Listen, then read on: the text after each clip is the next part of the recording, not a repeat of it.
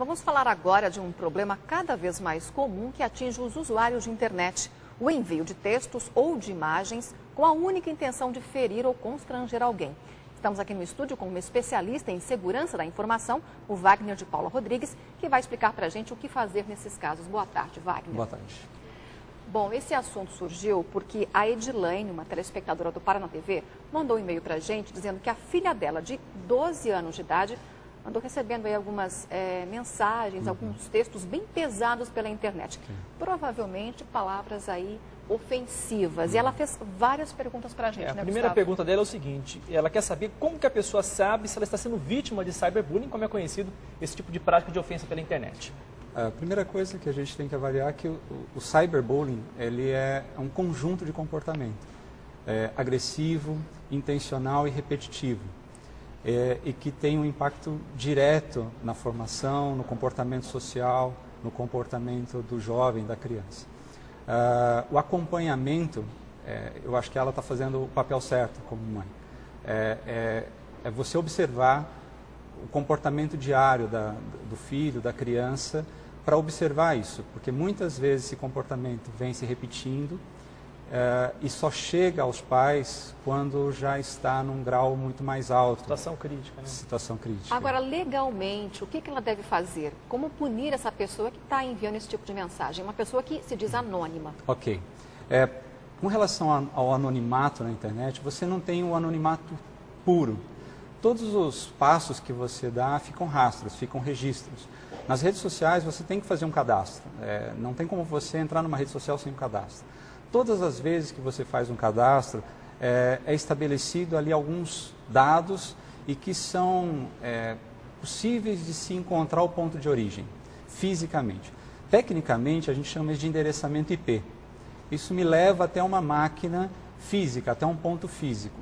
Muitas vezes a gente não identifica a pessoa que está fazendo a ação. Mas sabe de onde vem. Mas a gente sabe. Mas precisa de alguém especialista para encontrar Sim. isso? Um dos maiores problemas que a gente enfrenta quando chega esse tipo de cenário para ser analisado é que já é tardio. E muitas vezes a gente já não tem mais como traçar essas informações. Talvez, muitas vezes pelo medo, muitas vezes pelo constrangimento, não se procura um profissional adequado e a gente trabalha com isso. Um especialista em informática já ajudaria? Ajuda. E o que a gente sempre fala em sala de aula é que na dificuldade de um profissional em responder essas questões, procure um especialista mesmo. Bom, Wagner, a nossa equipe foi às ruas hoje para ouvir as dúvidas de algumas pessoas. Vamos ver. Okay. Como é que eu faço para ter a minha página na rede social segura? Se eu posso aceitar qualquer pessoa, se eles podem roubar os meus dados, como é que eu faço isso? Quais são os cuidados que eu devo ter com o uso da internet? Eu queria saber se algo que eu posto na minha conta, na rede social, pode ser reproduzida por outra pessoa, porque há um tempo atrás eu postei algo na minha rede social, na minha conta, e uma pessoa reproduziu em um outro órgão de comunicação sem a minha autorização. Essa reprodução pode? Não pode. Isso é bem interessante. Eu tenho um hobby de fotografia e se eu tiro uma fotografia, o copyright é meu. Não pode ser reproduzido sem autorização. Então, o que normalmente se é identificado, você tem duas formas. Uma é solicitar que a pessoa retire ou que coloque os devidos créditos.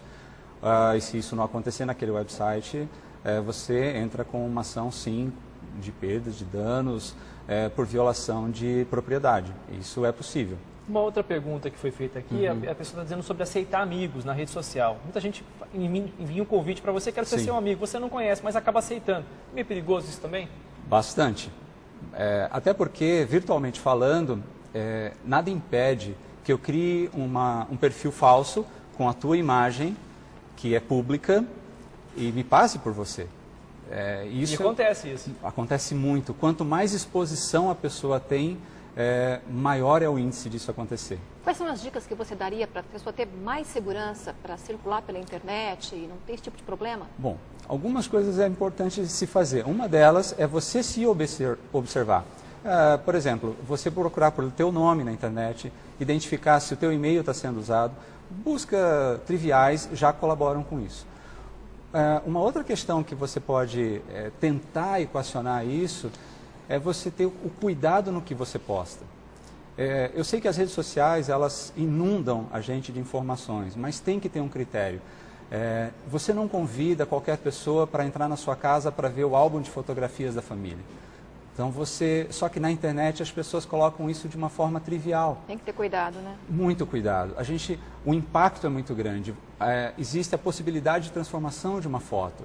Você pegar um filho teu que foi na praia num momento de diversão, na mão de um pedófilo, isso pode se transformar. Ou na mão de uma rede de pedofilia, isso pode se transformar. Então a gente tem o cuidado é essencial, o monitoramento, o acompanhamento é essencial. E para os pais, eu como pai também tenho esse cuidado, é observar o que os filhos fazem. Por exemplo, computadores no quarto, sem nenhum monitoramento, sem nenhum acompanhamento. Isso é fundamental, precisa ter. Wagner, muito obrigada pelos seus esclarecimentos aqui no Paraná TV. Ok, Obrigada. Eu que agradeço.